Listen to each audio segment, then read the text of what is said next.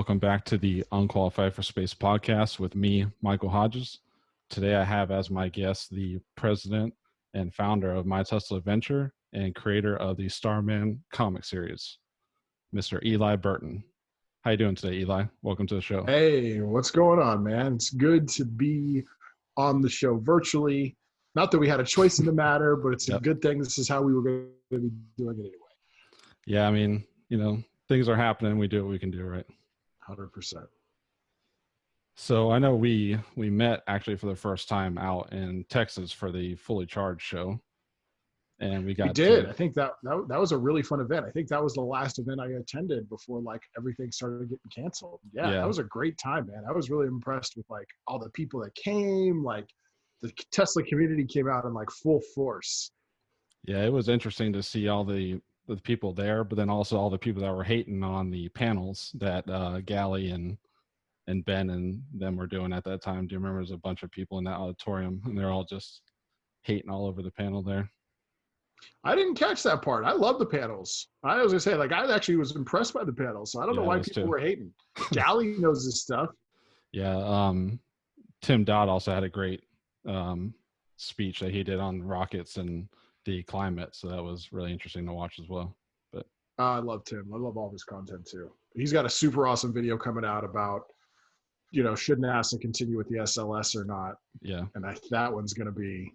That's going to be a great video. I'm looking forward to it, but I watch all of his stuff as well. So, Same here. I figured we'd start off with the question that I always ask every guest is, why do you care about space in the first place?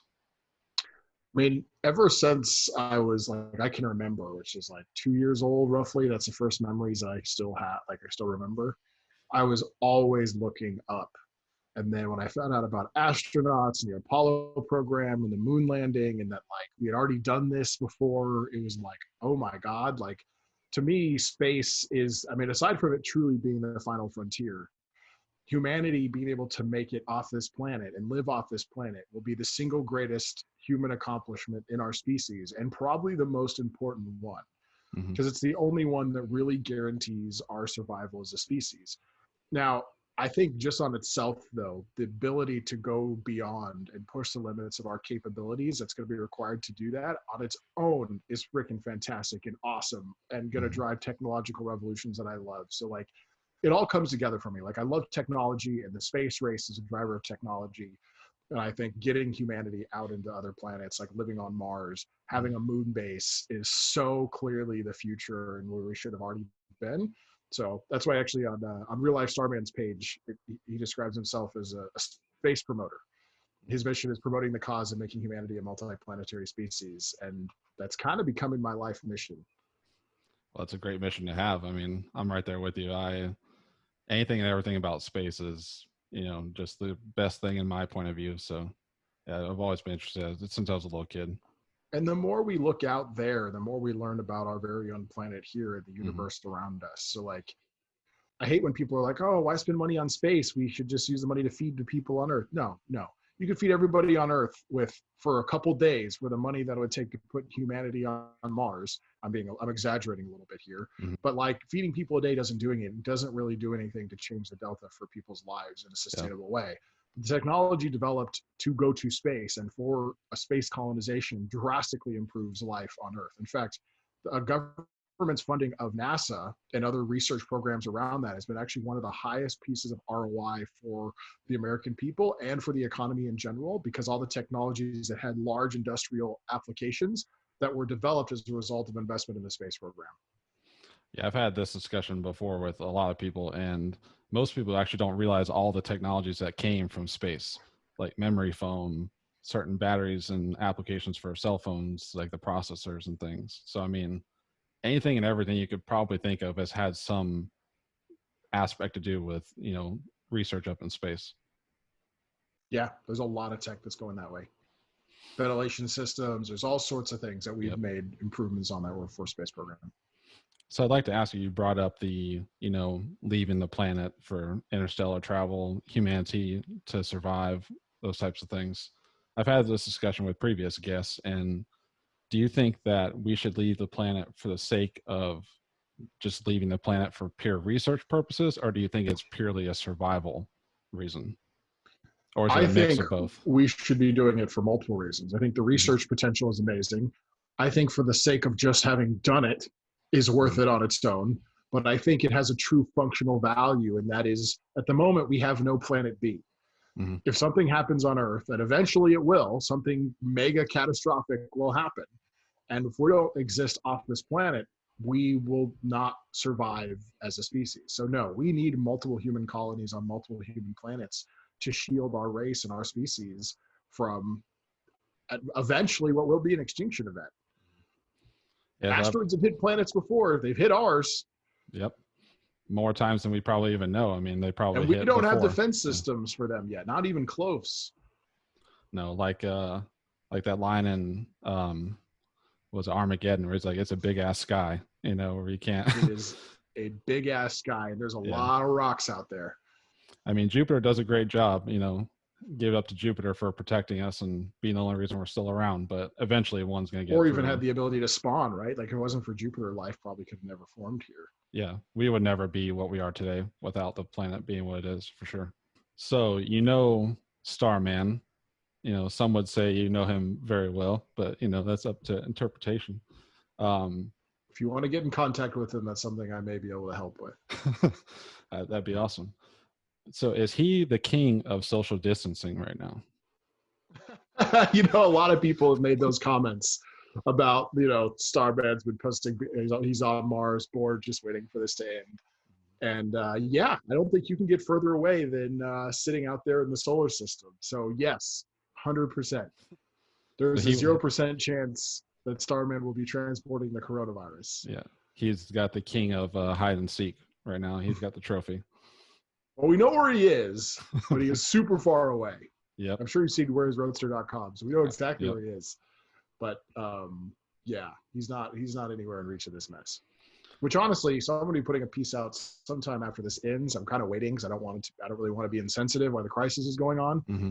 But this coronavirus thing really makes the case, helps make is another feather in the cap of making the case for why we need to do this interplanetary program. Because again, this is really not that bad compared to what it could have been, right? Like we've got a pandemic that's got a 1% fatality rate roughly. I mean, someday we could have one that's a 10 or 15%, and that could destroy society and and life as we know it. So honestly, I'd say we're lucky that it's just what it is and it's not exponentially worse. Yeah, I would agree with that. I mean, it could be much, much worse. And there's some diseases that have gone around in the past that have a higher fatality rate, but have burnt out before they're able to affect as many people. So, I mean, there's definitely, we got somewhat lucky with this one from what it is. We did. It's highly contagious, but thankfully its fatality rate isn't as bad as some of these other things that had high fatality rates but weren't near as transmittable or contractable. But eventually, with how many people we have living so close together, somebody else is going to eat another bat or something else, and something bigger and badder is going to come out that's going to really shake the world to a level that is far different than what we've experienced today. It's just inevitable. I mean, you have 7 billion people on a planet that wasn't designed for that level of population. It's just inevitable that diseases are about to make the rounds. So yeah, I mean, it's just one of the consequences of a larger group of things that these. Yeah, I mean, you've got more opportunity for something like this to happen, and then when it does happen, it's got plenty of ways to spread.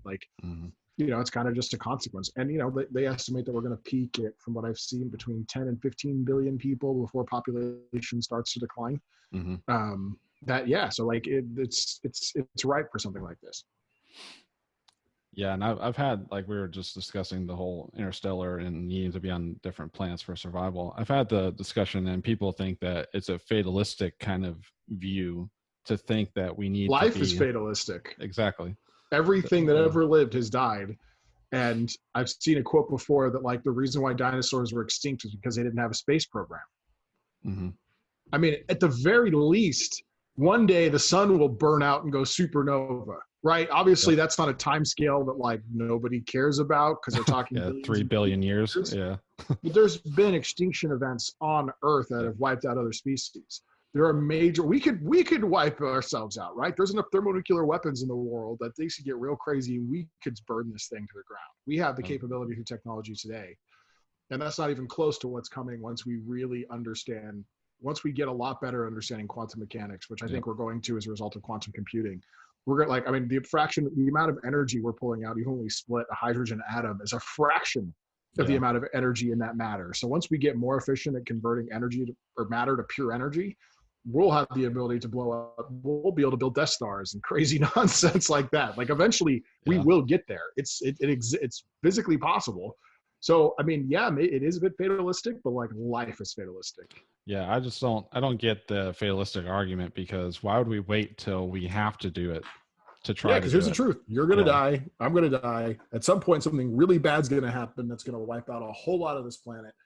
And part of it, too, is I really think I get the whole argument that like, oh, well, like, why are we doing it now? Like, it's nobody knows when the big event's going to happen. Like a meteor, we would know, right? We've got enough, like, we would have some amount of lead time because we have enough satellites looking that, although we may not see the thing coming 100 years from now, when something's 10 years out, 5 years out, whatever, we're going to know. But there's other things that can happen that like we may not be able to solve our way out of it. Like, what happens if we don't get to Mars before the total global economic system collapses and currency as we know it falls apart? Right? Like there's all sorts of other problems that can happen. I mean, you've seen the movie Interstellar. Like basically NASA had to hide in secret because the whole world was starving to death. And if they knew any money was being spent on space, people would have been thrown out of office. So there's the political aspect of it too, that like, thankfully we have Elon Musk and really it's just him. He's the only one who's so far doing anything super serious about the Mars program. But thankfully we have him and he's got his own cash engine. He's going to do it with or without government support. But if the world turns really bad, things could get nasty. You could see governments intervening and not allowing these companies to pursue these projects because the optics of it are so bad. Like there's no limit to what governments can do. So I really think now in the next 20 to 50 years is our only shot. I really do. I think if we don't get there, if we don't get there or get close enough with Elon, I don't think we'll ever make it. Yeah, I would second that, because if he were to somehow, which I don't see it happening, and it's a possibility, of course, but if he were to somehow catastrophically fail at getting us to Mars, I don't see the will or the want to get us to put any more resources towards that. So, I mean, he's the only one who that's all he cares about. None of these other people care like that much. Like, don't get me wrong, NASA wants to do it, but they're a government program and they're funding at the wills, and there's so much red tape. They don't get to be an innovative company. They're a government bureaucracy, unfortunately. And these other guys really don't care that much about it. They care about making money. And Elon Musk is the only one that the entire mission of his company is to make humanity a multiplanetary species. That's SpaceX mission. He maintains majority control. He's told his investors they're not going to see a dime back for 10 years. Like, he's not taking it public until humanity's on Mars. Like, that is what he cares about. And he's insane enough to go for it. And already made innovations that people said were impossible, right? Like landable orbital boosters that everybody said was impossible right up until the moment they did it, and then did it again and did it dozens and dozens more times. Yeah, no, he's the only one with the passion, the resources, the influence, the ability to inspire. Like, he's the guy. If he doesn't get it far enough along in his lifetime, then I don't think we make it. Like, really, it's like when people say in Musk we trust and all that, I'm like, when it comes to the Mars program, that's 100% it. Like, it's up to what he can accomplish in his lifetime. And he's going as fast as he can. And he's even talked about that he's worried that he's not going to be able to do enough because life is finite compared to the scale of things that he's going for. So no, we're with him and support him because, like, I think it's really our only hope. Yeah, I mean, as much as I love my Model 3 and stuff, I'm much more behind SpaceX than I could probably ever say I'm behind Tesla, even though I love the car and I love the company. You know, I'm much more of like a hardcore SpaceX like supporter than anything else. Yeah, same here. And I'm like a huge Tesla supporter, right? Like, I do my Tesla Venture, I run a Tesla Owners Club, and I make YouTube videos on Instagram. Like, I do all sorts of stuff with my Tesla. I wouldn't do that much stuff with SpaceX rockets if I get my hand on them, but unfortunately I can't. So the most fun thing I can personally play with every single day is my Tesla Model S. And I've done, I have amateur rockets. I've I made rockets with ammonium perchlorate engines. I put them over a mile up, over Mach 1. Like I've done that, but like, come on, I can't do that in my neighborhood. Like the thing's coming down a half a mile away through somebody's windshield. Like, Yeah, that would not be good.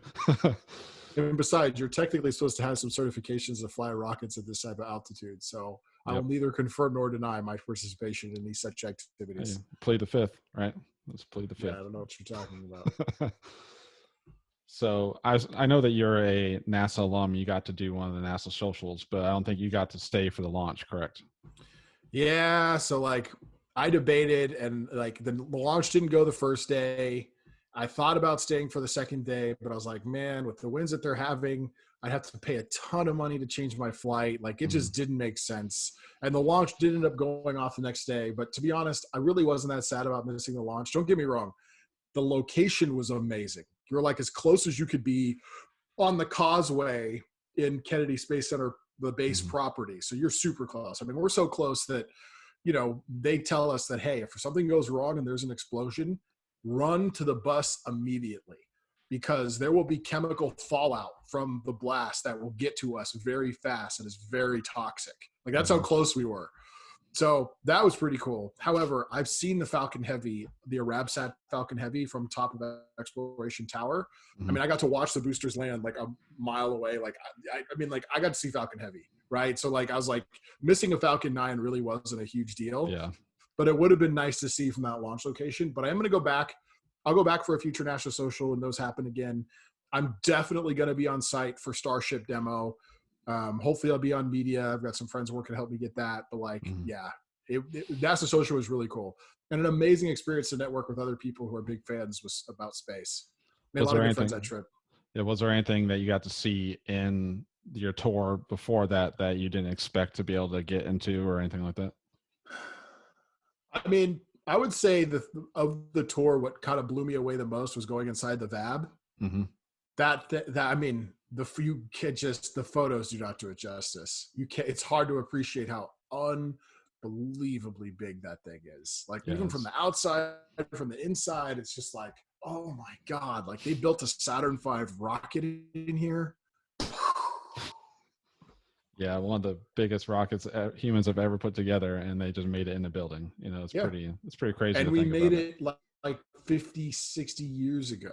Like we built a Mars rocket with technology that like I don't even have any piece of technology that had that. Like I'm pretty certain my battery pack has a bigger processor. It's a smart battery pack. I'm pretty certain this has more processing power than the software, than the computers we had for the Saturn V.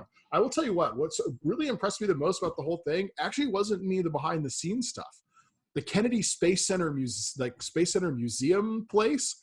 Oh my God, that place is so cool. Yeah, that's my favorite. From the Astronaut Hall of Fame to like the shuttles to like the simulation they have of the Saturn V launch, the Apollo 11 or Apollo 10 launch, which one put humans on the moon? Not 11, 9. I forgot the number. Anyway, 11 was the first one that on the moon. Yeah, it was 11. Yeah. Okay, sorry. Oh, sorry. It was 13. I was mixed up with. So yeah. They show the simulation of the Apollo 11 launch, and you're sitting there, and they've got all the original like workstations. And as the rocket's launching, even the windows behind you are slamming. Like, oh my God, I had like chills the entire time watching that. And then you exit that, like they lead you up perfectly. You go through this little thing, you watch this video, you get to like simulate the experience of the launch, and you walk right out the door, and hanging in the air above you is the Saturn V. And it's going across this building that's like bigger than a football field, because that's how massive this thing is. That whole experience right there just blew me away. Like they did such a good job walking you through, like telling you about what the rocket was about, letting you relive that historic launch, and then letting you see it. I'm even just getting chills just talking about it. Yeah. That was probably the coolest engineered experience I've ever seen. And if somebody isn't excited about space, take them through that, and you're going to change their mind. Yeah, I'm lucky living in Florida. You know, like we get to see launches pretty much from our driveways. You know, we're just lucky that way because the state's so Space flat. Coast. Yeah, I'm 40 minutes away from it, so I don't really have to go anywhere to see a launch. But I was there for the inaugural Falcon Heavy launch. I was there at the shuttle landing facility 3 miles away, so it was as close as you could get if you weren't media or whatever. That's a good location. It was an amazing thing because I got to see a shuttle launch as a kid from the causeway, And so that kind of sparked my interest from a kid. And I took my kids to that. And ever since then, they've been interested in it. So, it's just a generational thing that's happening here. That's awesome, man. And the shuttle launches were cool. I mean, it's a shame that the shuttle didn't do more than just like cruise up into space, and then come back. But like the shuttle launches, the shuttle rocket looked super awesome. Like it just looked massive. Yep. It's giant tanks and it's got the ship on the side. Like, yeah, it was pretty cool. Yeah, those SRBs are beasts too. I mean, the amount of power to thrust weight ratio that they put out was just insane. Yeah, it was unbelievable. It is kind of sad that it was pretty much a regression versus a step forward as far as the entire program. But I mean, it was the change of the times, and that's why they want to spend money on, I guess. I don't know. But so Falcon Heavy's played a big part in your life because of the Starman comics. So can you kind of speak as to why that kind of sparked your interest? It was more than an interest. It became an obsession. So I'm right there with you. So. Yeah. When the Falcon Heavy, and awesome. I figured you would be.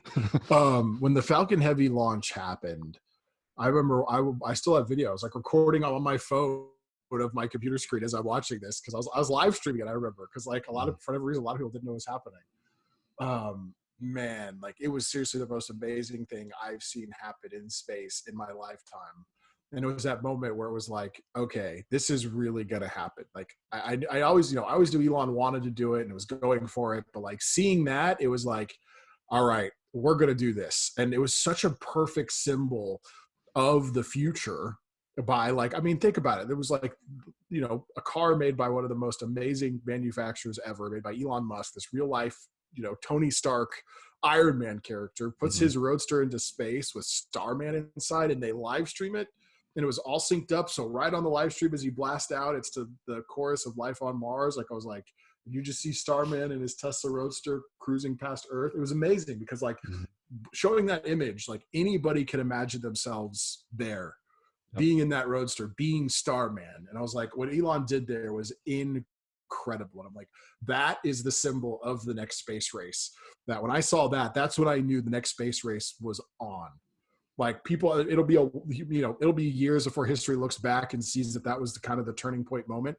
The public won't know probably until we're getting closer to sending humans to the moon. But at least for the actual beginning of when the technology ramp up happened, when the world got put on notice, the governments got put on notice, was the Starman moment. Yeah, I think a lot of people expected. I mean, Elon even expected to fail. Let's be honest. He was even saying he said, 50%. Holy crap, that thing took off, with a different term. Flying, that thing took off. Yeah. Yeah, it was. But being there in person, being 3 miles away, even at the shuttle landing facility, it's all glass windows on the side.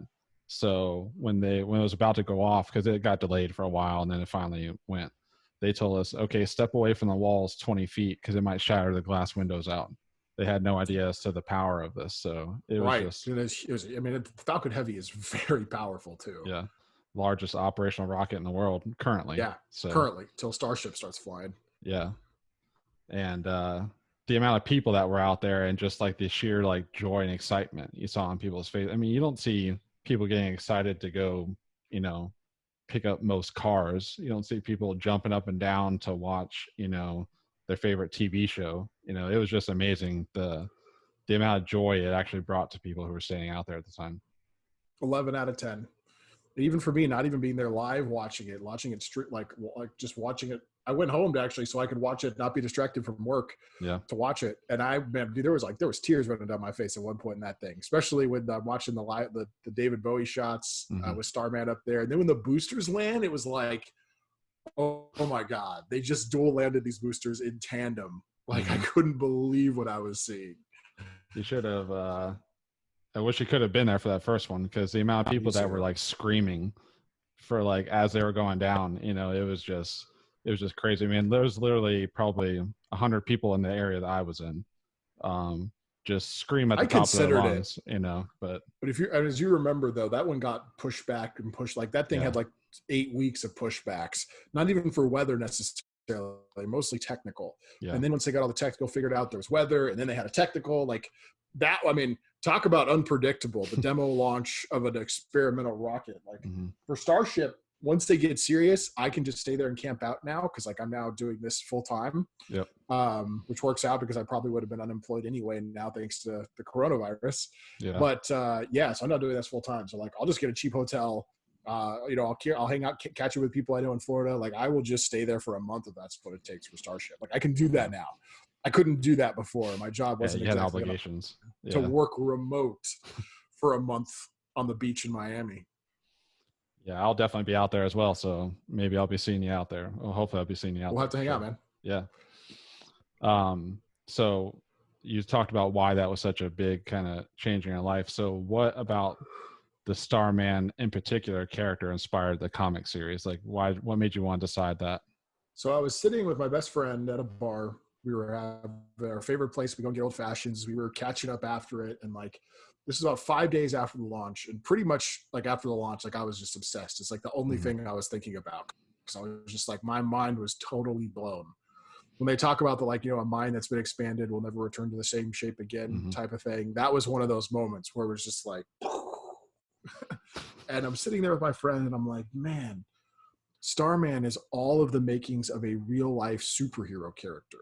Like he's just missing his own comic universe. So he sets his glass down, he looks at me and he says, then you need to go make it. And within 24 hours of that, I had hired my lead artist and the project was underway. So literally this comic book series began 5 days after the launch. Wow. That's crazy how literally no time was wasted. Life, right? No, as soon as he said it, I was like, and I'm gone. Called him back hours later. I'm like, hey, I hired my artist. And he's like, Jesus, dude. I'm like, what have you done? It's like he had no idea at the time what course he was setting me on, but he said the right thing. I mean, that's like, he said exactly, like, I had to hear him say it for what I was like, for it to connect. It's like, then go make it. It was like, oh my God, duh, yes. What have I been doing with my life? Right. Well, I was waiting for this to happen. Yeah. Yeah, it's even now, every once in a while I'll go back and I'll watch the first launch. And like you're saying, it still gives me chills, even though I was there. I have video from my phone of it going off and it still just, resonates strongly for sure. Oh yeah. Oh no, I have the video downloaded on here. Not the full like live webcast, but the 2-minute video that they had edited by the Westworld guys with the music. I've got that downloaded on here.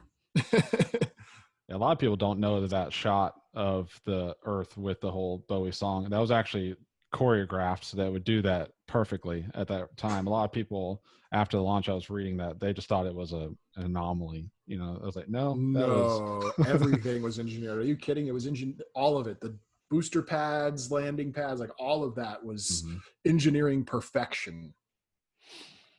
So since we're on the subject of SpaceX and how much they push innovation, can you speak as to why you believe that they're the first ones to really have tackled what has been done so far in their history versus some of the more legacy manufacturers of rocket technology?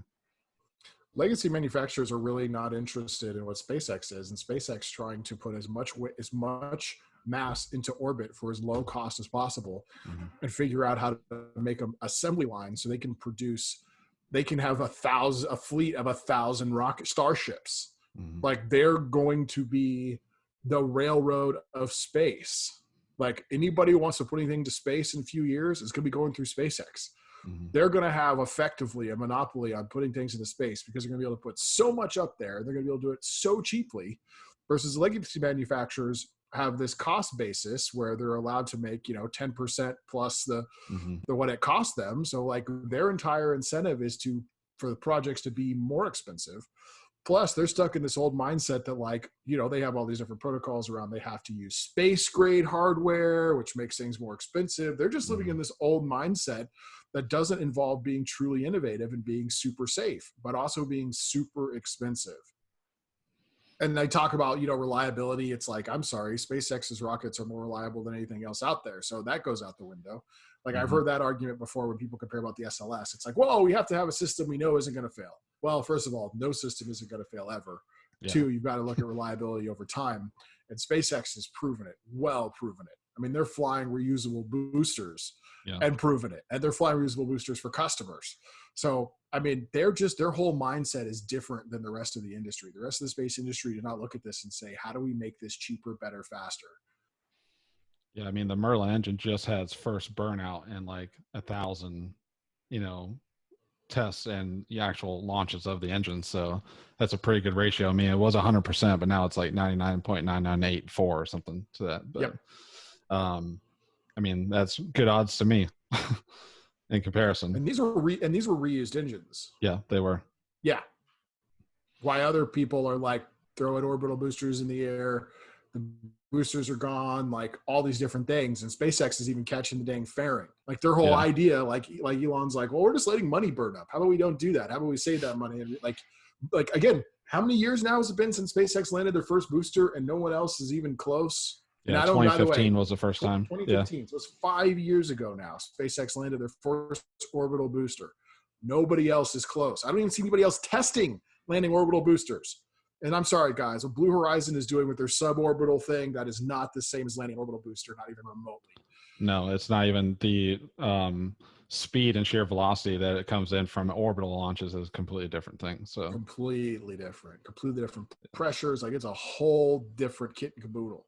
Yeah, the only people that I think are somewhat close to the way SpaceX does things, but they're still kind of getting their feet wet, as you may say, is Rocket Lab out of New Zealand. But they're going about the whole different way. I have seen their stuff. I was going to say that company in Europe is where I would say somebody like one of these countries is going to get it together. But like, I'm still just amazed at how many years they've been doing this, and like nobody's even like they're landing them on drone ships in the middle of the ocean. I mean, they're landing the center booster. Like they're just. Yeah, I mean, and the engines. I mean, before the Merlin engine, there was no new engine since like the 70s.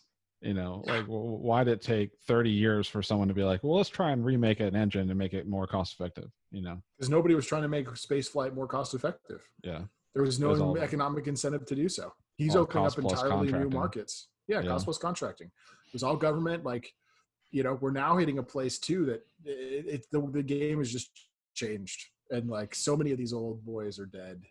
Yeah, they're just dinosaurs. They're slowly going to decay into oblivion. Some of them will survive. They got enough fat cat relationships and contracts that they'll make something out of it. But like, you just can't beat it when somebody is crushing you on price and reliability. So do you think the 2024 estimated Mars date will happen by that time? Do you mean the moon or Mars? Mars was the first 2024 date. That was what he's shooting for. They may land. They may send one to Mars because why not? And they're going to make so many of these things. They're going to be so cheap to make just to show people that we can do it. I think it's possible. I think it's more likely though that 2024. Let me rephrase. I definitely think they'll send one towards Mars by 2024. Even if they're just sending one to test it in the atmosphere. Like again, they're going to be making hundreds and hundreds and thousands of these things, and they're relatively inexpensive to make compared to normal rockets. They're expecting to lose some as they learn about how this thing reacts in a Mars atmosphere. So I think they will send one to Mars by 2024. What I'm really most excited for is if the Artemis mission is going to meet its deadline of putting a man back on the moon by 2024. I think the only chance that happens is aboard a SpaceX Starship. Yeah, I don't. As much as I've said this before, as much as I give it up to everybody who tries to space, you know, like as if it's not a viable product, just like Tesla's, you know, a lot of the arguments made, there's all these EV Tesla killers, but none of them ever come to market, right? So, you know, if somebody else can, like SpaceX can make it to market, I applaud them, but I agree with you. I think it'll the only shot for making that time frame would be on a SpaceX rocket. Yeah, and right now NASA's believing that they're going to do it on SLS, and I'm like, I don't even know. Like, no, I do not. Like that project is so far behind, so over budget. Like, I actually think it will get canceled at some point, especially as Starship accelerates. Once it proves the capability. Like again, so people talk about SLS does have more lift per launch, but SpaceX in 2 launches can do what the SLS does in 1, and the SLS costs 100 times more per flight to operate. So you do the math. Figure out what makes more sense. Send 2 Starships or 1 unreusable SLS. Yeah. Like, unfortunately, that was just a design of the past. And that's actually going to be one that I'm excited when it gets canceled because, like, it's not a good use of money.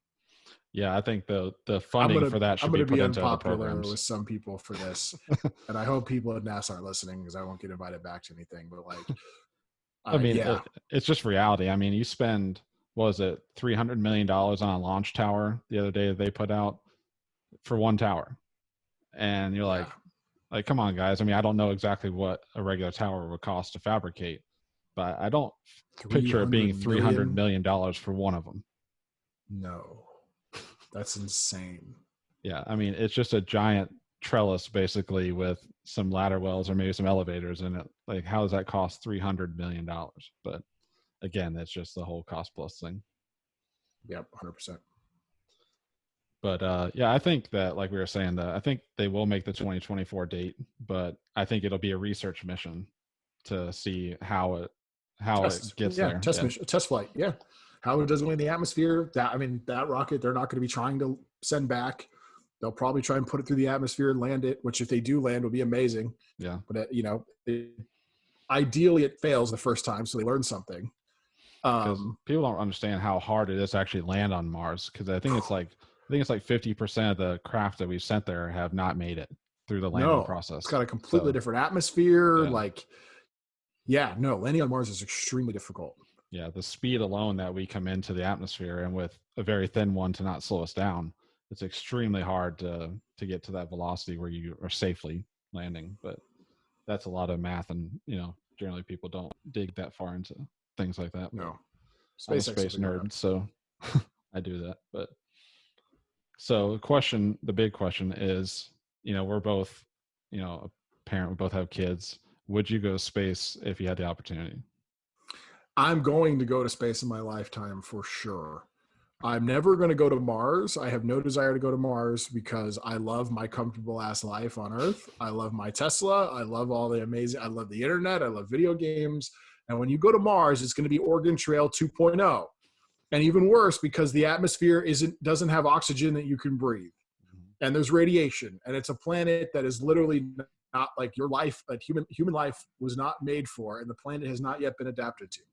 It is going to be the most extreme survivalist game ever invented. Mm-hmm. No, I do not want to go to Mars but I want to see humanity get there. Like, I think it's important. I think the explorers and the people who are the ones who want to take that call, I applaud them because I'm not one of them. But I am definitely like helping inspire people to support that program and in that direction. But going to space, absolutely. Doing an orbit around the Earth, I think is going to be very cost effective in our lifetime. The one I really want to do in my lifetime is go to the moon. Mm-hmm. That's the one I want to do. That's far enough for me. So let's say by some miracle of technology in, let's say, 20 years, a 20-year time frame, I has don't think he'll even take that. I mean, look yeah, at obviously he paid a ton of money for this, but Yusaku Maezawa, yeah, he gave Elon, I don't know, $500 million or $1 billion. Nobody knows the exact amount of money to help fund the Starship. And he basically bought out a private flight, mm-hmm. right? Like, eventually that's going to come down to tens of millions and millions and eventually hundreds of thousands. Mm-hmm. And as long as we get down to the hundreds of thousands range, that I could amass that in my lifetime. Not where like that's very doable. People Yeah. save millions of dollars for retirement making ordinary incomes. Yeah. Like, so that I'll have my moon fund. I'll have my space fund for sure. But I think going to the moon will absolutely be financially plausible. Again, especially for the sheer amount of rockets SpaceX is going to build, Yeah. that it'll be so cheap that like it will get to a point that, it will be reasonable to pull off. Again, don't get me wrong. It'll be a huge chunk of money, but you don't have to be the lifestyle of the rich and the famous to do it. Yeah. So I was thinking, so like in, let's say 20 years, but Mars is somehow made to be like Earth. Like you have your Cybertruck there, which Elon wants to do. You have, somewhat normal internet. You're not going to ever have Earth probably type internet. Would that then change your thoughts on that, or would it still be like a no-go for you on that? I mean, there's no chance in my lifetime. There's so much stuff that has to be developed there. Mm-hmm. Like, I mean, they've got to do like pure grounds up infrastructure. Then they've got to start looking at making progress on the terraforming front, which is a 100-year plus project. Like, yeah, At best, no. yeah. At best, Again, 100-year. Yeah. Going to Mars, you are going to work the entire time. You sleep and you work. Like, that's it. That's all you'll do. That's if you survive the trip. Yeah. Right. Assuming you survive the trip and the landing, which some people won't. That's the other thing too. Like, it's really hard. Like, it's hard on people and humanity when people die. People will die. Hmm. on this Mars program. The first people who go may die. They may never make it back. Like we may leave bodies there. Like that is a very highly probabilistic outcome. It's a shame because like the public doesn't stomach that very well these days. Yeah. Because it's been too long since we've had major global wars that people like are just not as familiar with death, which is good. But like, yeah, people are gonna die. Yeah. I mean, this might be a bad estimate, but I'd probably say 60%. 60% on the first. Yeah. Yeah, I was thinking 50% chance that they make it to the ground, and then Yeah. do they like? Yeah, it's going to be wild Yeah. I think, because they talk because like we're not going to send anybody till we have some capability for them to either set up a base or have the ability to get them back. And I think for the first initial people who go, it won't. The earliest they'll have a chance of getting them back could be a decade, yeah. right? Like because the first people who go are going to be setting up infrastructure and like, yeah, it's going to be wild. Yeah. I think Have you seen either by disease you've or always seen something. the Mars docu show thing, right? Yeah. Yeah, I think that did a really good job highlighting kind of the progression and how it's going to go down. I actually just saw it recently. I somehow like didn't hear about it. I don't know how that was possible, but I just saw it like in the last few months and was like, It was whoa, kind this is of low amazing. key for what it was, though. I mean, I don't think they really pushed it out as much as they should have. But It's funny because I hadn't seen it until recently. And when I did the Big Oil Strikes Back episode, I was a little bit questioning whether doing this whole big oil thing was a good idea for like a space universe. But then when you watch the Mars thing, look who it is, who's the main driving the main business interest from Earth, trying to control what happens on Mars. It's effectively big oil. yeah, It's the big energy, the big money players, the people going for minerals. Like they still are they're gonna have a hand in that future too. So I was like, yes, thank God, big oil is perfect. He will be a villain that will span the universe. I mean, that's inevitable because we already have asteroids that we know we want to mine. I mean, they just put out something the other day saying the government wants to focus on moon mining a lot more than they already had planned. So, Oh I yeah, mean, and part of the mining is going to be important too because we got to mine the ice for water and all that. But mhm. yeah, oh no, like there has to be a business element to this, or private companies can't convince their investors to give them money to do it. So like people are going to have to like it's going to like how they got people to move out west because there was gold in them their hills, right? Like Yep. there's got to be that incentive. So yeah, no, I mean they're exploring Psyche. SpaceX Mhm. is sending a probe to Psyche in a couple of years with the Falcon Heavy, and that is because we plan on mining Psyche at some point in the future. In fact, I Yep. was talking to Dr. Michael Revine, which I need to put a video up about it because I have a video conversation that I recorded. He actually made the cameras that are going Okay. on that probe. And he's made the cameras for a number of JPL and NASA missions. So he's on a board at NASA that helps decide these programs. So he's like way on the inside and stuff. But he was talking about that most of our future spaceships that are actually built in space will be made from the iron that's on Psyche. Yeah. Like, that's even how far ahead that they're looking. That this is going to be kind of like their resource asteroid. Yeah. I mean, I think there's something on the orders of like quadrillions of dollars and resources just on asteroids alone, not including other Yeah, when they planets. talk about precious metals on Yeah. Earth, what makes them so precious on Earth is they're just in relatively limited supply here. Yeah. But if you go out into the cosmos, there's so much of it that they're not so rare anymore. Yeah. I And mean, these asteroids are just loaded with them, made of them. between Mars and Jupiter, the whole asteroid belt. Yeah, I mean, there's, like I said, there's tons of resources there, and like we were saying, it's inevitable that some company is just gonna have the rights to go mine it, and Or they're going to yeah, be, or they're going to be fighting over it, right? Like I yeah, think it's going to be very much like nobody really has, like, how do you own the rights to space? You don't. And we've got treaties that say that nobody's going to claim rights to space, but like, it's going to get fuzzy. yeah. How long? I wonder those international treaties which treat space like intercoastal waterways, like international waters, um, operating. I wonder how long that'll last when we actually start having people on Mars. I think it'll last until the big business interests get involved and money becomes at stake. And now Mhm. you have like, because come on, at this point in the world, governments represent businesses, right? Yeah, Like they're elected by the businesses, they're paid for by the businesses. In the case of China, the government owns a majority of the businesses. They're one and the same, like they're state businesses. So like once you get the real money involved, once you get real resource mining or commerce involved, mhm. that's when the governments will be forced to, because their different parties will have different interests at stake. So I've asked this question of other guests I've had on the podcast, and this is where it kind of gets fuzzy for me with interstellar travel and the humanity's survival. How many people do you think will actually want to go to Mars, knowing the amount of effort it'll take to survive there? I think there is a larger supply of people who will want to go than that will be able to take. There's so many people who've done PhDs and all this stuff that their dreams to go to Mars. Mm-hmm. And no, I don't think it'll be any problem at all. There's so many educated people and smart people whose like live stream would be to go be part of the Mars project. I don't think we'll have any problem getting enough. It'll be a competition. I think we have, like, in the way of researchers and just overall adrenaline junkies, like military members and you know, things that want to be like the first guys to do anything pretty much. Yep. I think there'll be no shortage of them for a long time. But like the average Joe citizen, that's where it kind of gets a little bit iffy for me if those people would want to go. I mean, they won't be invited. They won't be on the list for a very long time. Yeah. Like until we get to the point that it's like, hey, we're just building up a society. So come to Mars, get your plot of land, come make Martian babies. Like until we get to that point where it's like, all right, let's populate this motherfucker. Like until we get there, they won't be welcome.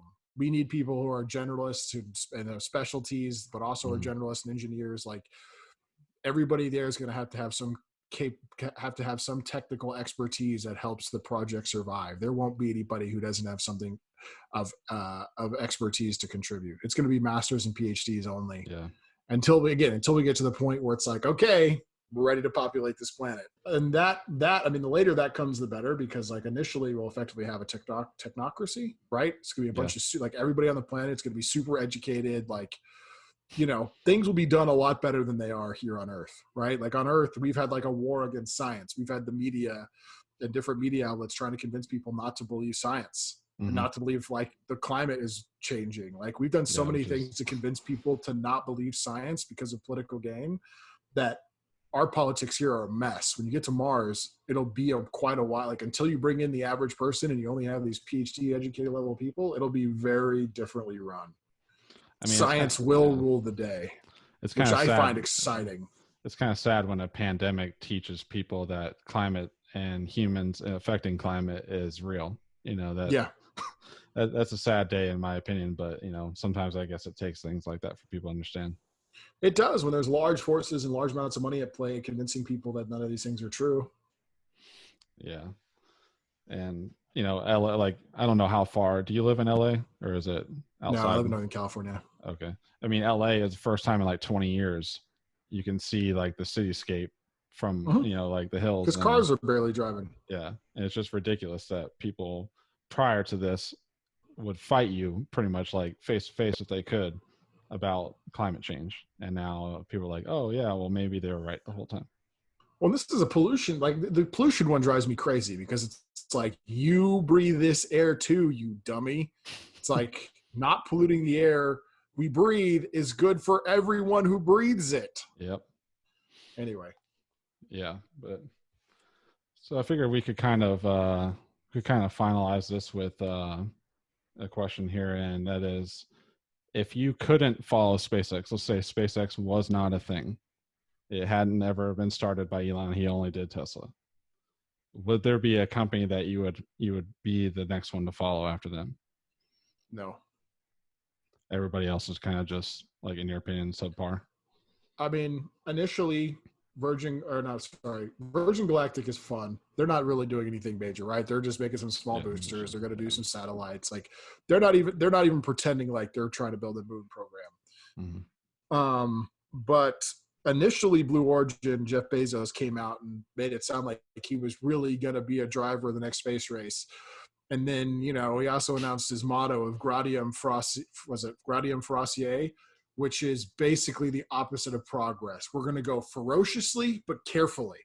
Their entire, that mindset is like the NASA mindset. Like, you cannot have a mindset of not being allowed to make mistakes, which is basically what Blue Origin does. And look at their lack of pace and lack of innovation and the slow, like, they haven't gotten to orbit yet. And he's supposedly going to put his blue balls thing on the moon in 2024. Like, come on, man. Like, no, there's nobody exciting yet. Yeah, I mean There's some they up were and started at the coming same companies time doing as some fun stuff, but there's nobody who's got a large amount of momentum and serious rockets right now. It's SpaceX. If it wasn't for SpaceX, I wouldn't even be following what's going on because there'd be nothing giving me hope. yeah, I mean there's they were started at the same time as SpaceX. I think actually right Yeah, before SpaceX, they but did. Yep. there hasn't been I all thought it that was going much to in the way be of a improvement. Bezos and Elon space race. Like I was Yeah. excited. Like this is what we needed. This is like we needed two companies fighting like that dynamic is great for the public eye. Mhm. And one of them went crazy and innovating and has been pushing the envelope, and the other one still hasn't gotten to orbit. Yeah, So it's the Blue Origin was a big letdown, and it's because they overpromised and grossly underdelivered. yeah. And it's funny because there's people who are like, again, I love what Jeff Bezos has done with Amazon, 100%. Like what he's done with Amazon, like what they've accomplished there is incredible, like world changing, incredible. And what they're going to do in the future with Amazon and their technology and their logistics, like they're going to own the world. Yeah. I've seen jokes about it being the United States of Amazon. Like they're they're true titans. Yeah. But yeah, the rocket company is just, they don't have the right mindset. Their mindset is to go carefully when it needs to be to go just ferociously. Yeah. Like, yes, obviously once you get to the point of putting humans on board, you got to start really locking things down. But how are you going to make something innovative if you're not blowing things up on the launch pad? Yeah, I mean, failure is the only way you truly learn, right? Yes. So, I mean, without that, you're just biding your time until the one failure you do have is with people on it, and then you're screwed. And most people have never worked in serious engineering to understand that fail fast and fail often Yep. is really what you want. Like you want to take a hypothesis, throw it out there and be like, boom, that didn't work. Okay, what do we learn from that? All right, back to the drawing board. Let's try this again. Boom. Oh, crap. We found another wall. Like that's where you'll eventually whittle your way down to what works. Yeah, as awesome as it would be to have the New Glenn, Starship, Super Heavy, and SLS all compete for the same platforms, it's obviously that's a pipe dream at this point, I think. Yeah, it is. So no, there is nobody else. Not yet. There's somebody up and coming who's going to do good stuff, but like, they're kind of small upstarts right now. There where SpaceX might have been, 10 years ago. Yeah. So we'll see. We'll see who survives and does good things, but there's potential. Yeah, there's some companies in the small sat market, like we were saying, like Rocket Lab out of New Zealand, but that's a small sat market. So they have no intentions of going up to like human rated capability. So no, they're very niche specific. So yeah. No, SpaceX is the only one actually charging towards its own space program.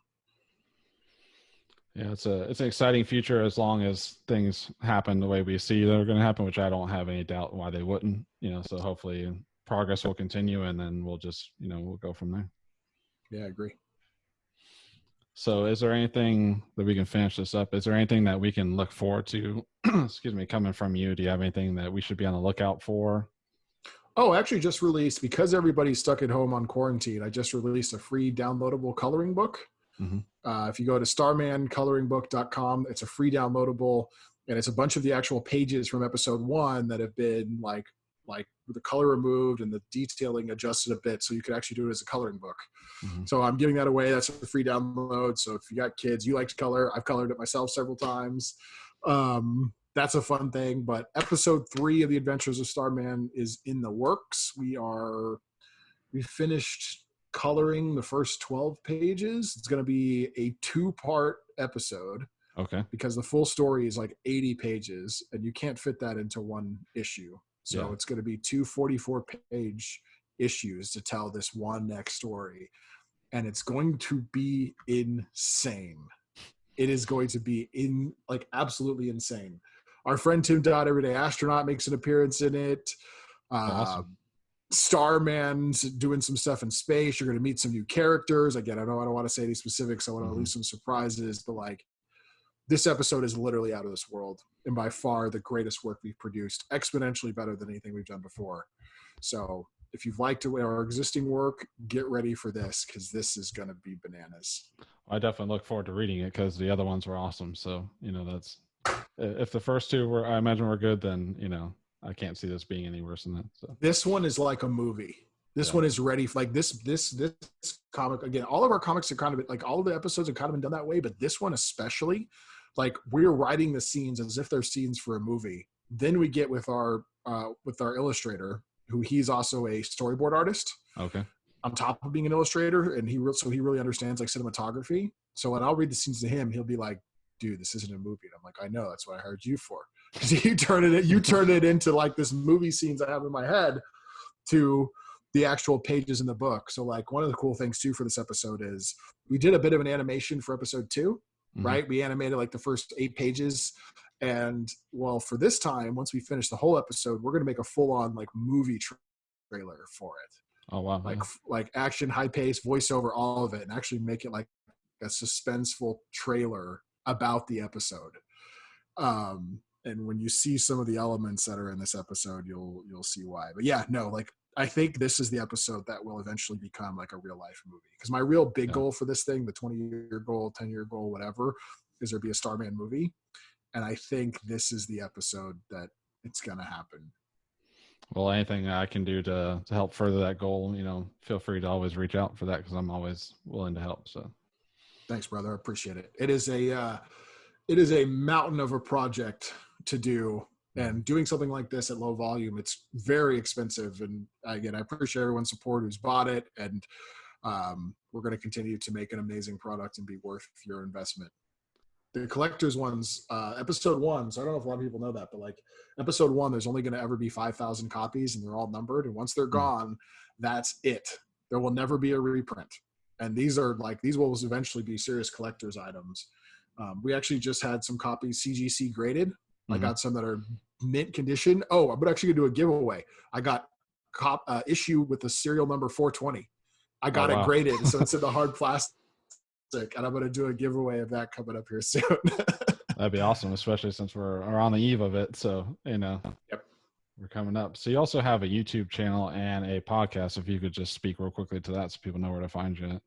Oh yeah, I've got my YouTube channel. So I don't have my space YouTube channel yet. It's going to be starting soon. It's actually why I built my YouTube studio room, because that's going to be a more broadcasted, produced, like edited, well-edited show. So I'm actually working on my space channel currently, but where you can find me right now is on my YouTube channel at My Tesla Adventure.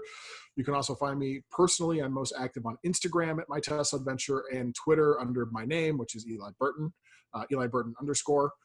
You can follow Real Life Starman on Instagram, Twitter, Facebook for the Adventures of Starman, all over every platform. I'm on TikTok, of course, kind of wild, random, entertaining, fun stuff I'm doing there. Yeah, you can find me at My Tesla Adventure on just about every platform. Well, it was a real pleasure in having you here. I'm really glad that we could take the time to speak about our mutually favorite subject, and I hope maybe one day you could be a guest on the show again. Thanks for having me on, man. By the way, do you see the art that's behind me? I do. We drew that photo of Elon looking at the booster, and the detail on it's incredible.